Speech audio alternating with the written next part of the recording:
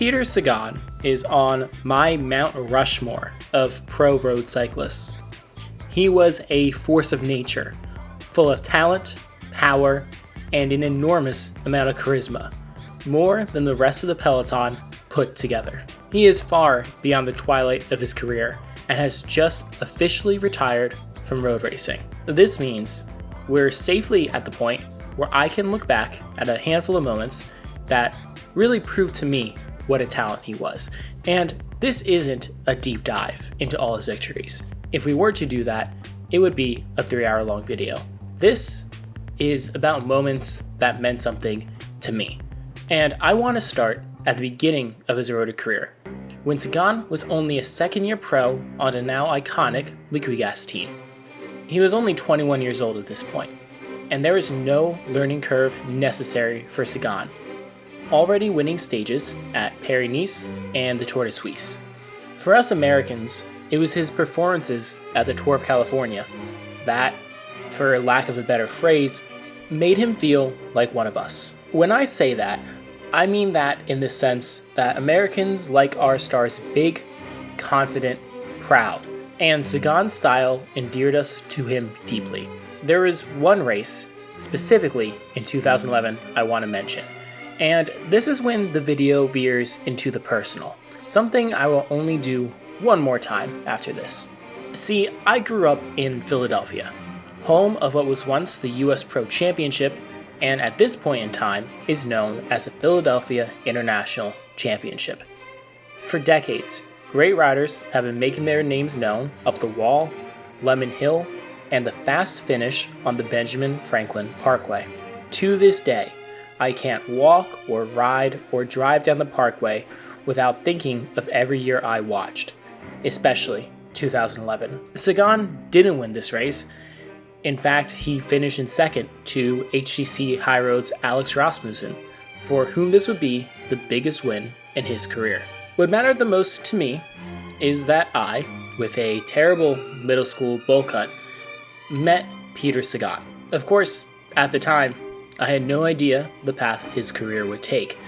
But in that moment, those few seconds, I was determined to be a fan from that point on. And so I was.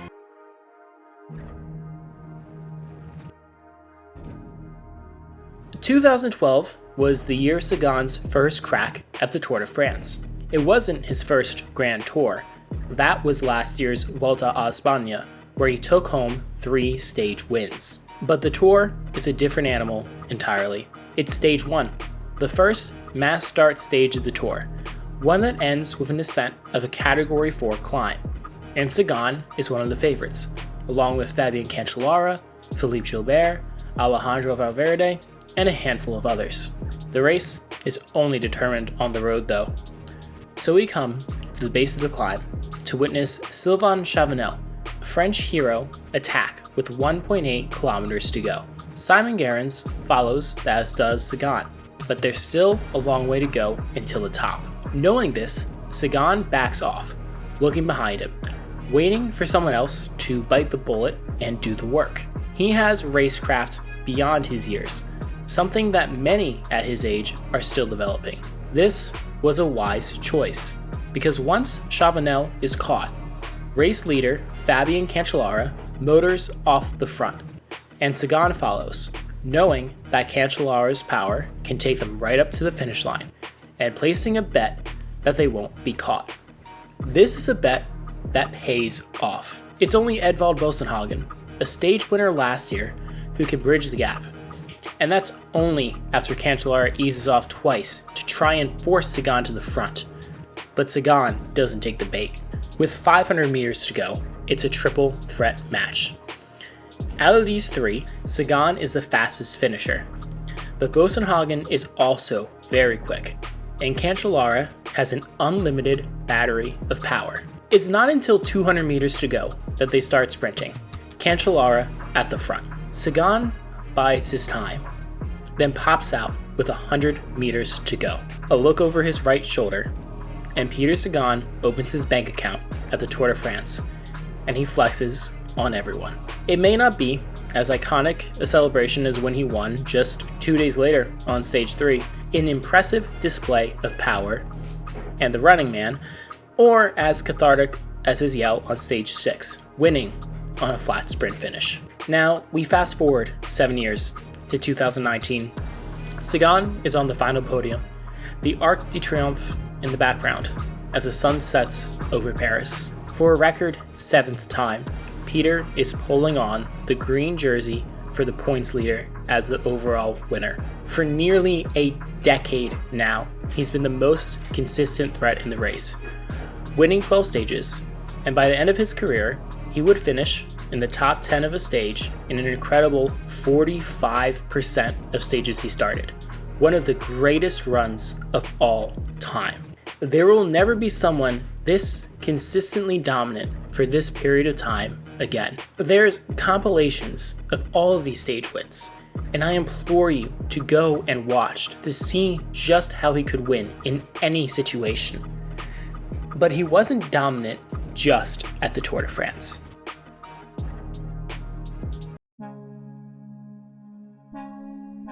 I mentioned that he was huge in America, and that's because he embraced the culture and the racing itself.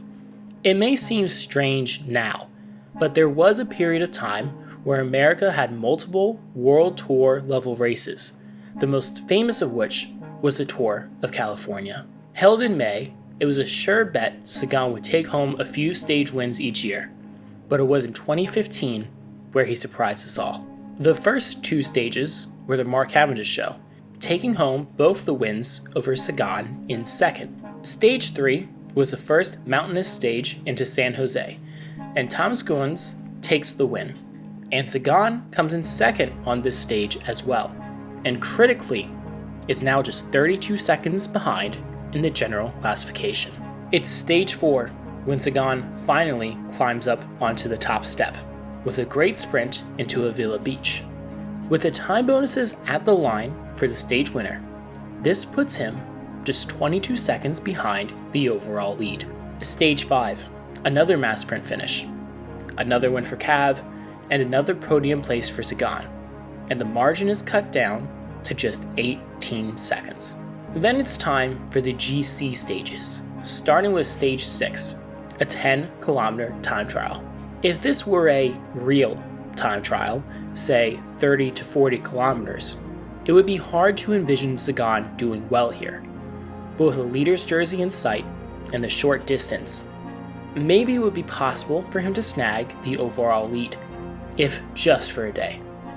There are real time trialists here after all, like Jos van Emden and Tom Zerbel. What I don't think anyone expected was for Sagan to win the time trial outright, taking the overall lead here at Big Bear Lake. Tomorrow was a new challenge, a finish at the top of Mount Baldy. Sagan can climb, but he's not a climber. He doesn't have the right build for it. Never has and never will. What he does have is raw power, determination, and the chance to win the general classification in a week-long stage race for the first time in his career. He's got to go against more pure climbers. And sure, Mount Baldy is no Alpe d'Huez, but it isn't easy. So here we are, just over 1 kilometer from the top. Sagan has hung on incredibly well and is battling to stay in the overall lead. Crossing the finish, up ahead, winning the stage is Julien Alaphilippe, a young Frenchman on Edix Quick-Step, who started the day just 45 seconds behind Sagan overall. And now, as happens so often, we watch the seconds tick on as Sagan battles against the mountain, himself, and the very concept of linear time. Sagan crosses the line, 49 seconds behind, and after all the time bonuses, he falls to second overall by just 2 seconds. All eyes are on him in Los Angeles. The final stage, a flat stage, time bonuses at the line. If Sagan can finish in the top 3, he will win the Tour of California. He actually opens the sprint first, before Cavendish does. But Cav takes the lead, and it's now desperate times. Wouter Wipper is in second, and Sagan is neck and neck with American Tyler Farrar. They come to the line, and a matter of inches will make the difference. Well, in this case, just one. As the finish line photo camera reveals, Sagan just took third, and has capped off a week of dominance in California by winning the whole damn thing. We're bouncing to what is, according to ProCyclingStats.com, Sagan's best season ever, which is for one major reason: his first ever monument win, coming here at the Tour of Flanders. Clad in the bands of the world champion, which we'll talk about in a minute, and years of pressure on his shoulders, Sagan has been dealing with a problem that many face when they are the best. Everyone watches you. It's hard to win a bike race on the best of days, let alone when all the 150 plus competitors know that you're the favorite and will make you do the work to chase after others and will not even let you stop for a nature break without being followed. So, the pressure is on high, as it always is when you're the best. 33 kilometers to go. People are chasing all over. Trek is at the front for a soon-to-be retired Fabian Cancellara, but that doesn't mean they're in control. Sagan recognizes this, as does Michael Kwiatkowski, another one of our favorites, so they attack. Trek can't close, despite a chase and a handsling. Sepp van Mark, a favorite on the day, does bridge across. The trio makes contact with the remnants of the morning's breakaway. Once they hit the climb of the Quaremont, it's every man for himself. Sagan pushes hard here, and by the top, it's just him and Van Mark. But Cancellara is so close behind, at one point, just a handful of seconds away. But thanks to Van Mark actually being willing to work with him, Sagan hits a Paterberg with an 18-second lead over the chasing Cancellara. It's halfway up the climb, and Sagan shifts gears and delivers a killing blow to Van Mark, accelerating in the saddle away from Van Mark as if he's just standing still. The descent is full of apex to apex cornering, and the next kilometers are just Sagan time trialing away. He's shedding years of doubt cast onto him by people who somehow thought he wouldn't win a monument. And for the second time on this channel, commentary by Carlton Kirby does better than I ever could. But this page, I think, will be turned down at the corner as an extra special day for an extra special rider. Rock and roll, Peter Sagan, here he comes. That line belongs to him, and it must be so welcome for our world champion. Peter Sagan, chapeau, sir. Before I talk about my favorite race of Sagan's, I want to acknowledge how much has happened in his career we haven't talked about. All the wins, the podiums, the moments of personality, and just how big of a star he was for a decade. We're getting more riders in his mold now, Van der Poel, Pidcock, Van Aert in particular, and yeah, they're all incredible riders. But I don't think they have that X factor of personality and exuberance, something that is so desperately lacking in our sport. Except for Tadej, he gets it.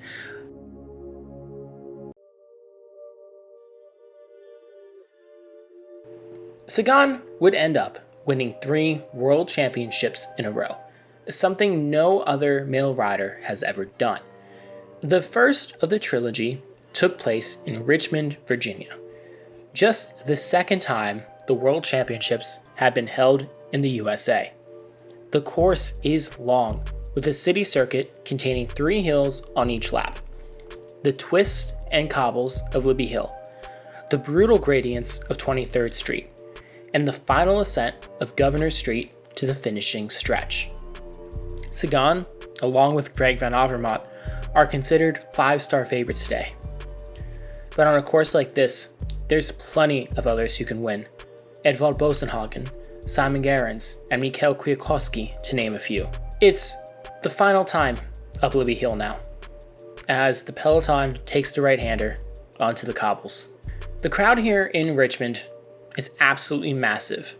Every cycling fan in America has made the pilgrimage here, including me, but more on that later.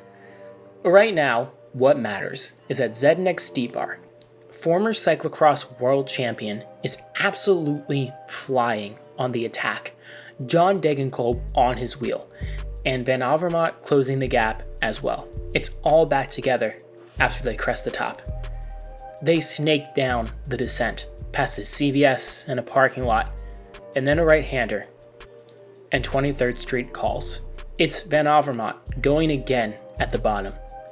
But Sagan has chosen this section, this hill, this moment to make his move. He's around and then past Avermaet, and then he has a gap of a few bike lengths as they hit the descent. And Sagan goes into the super tuck, trying to make every aerodynamic move he can, taking the corners like a MotoGP rider, and the gap extends. Just 1.5 kilometers to go, a slight downhill towards Governor Street. The peloton is not far behind. From this point on, it's a climb. No flat roads left, even towards the finish. A right-hander.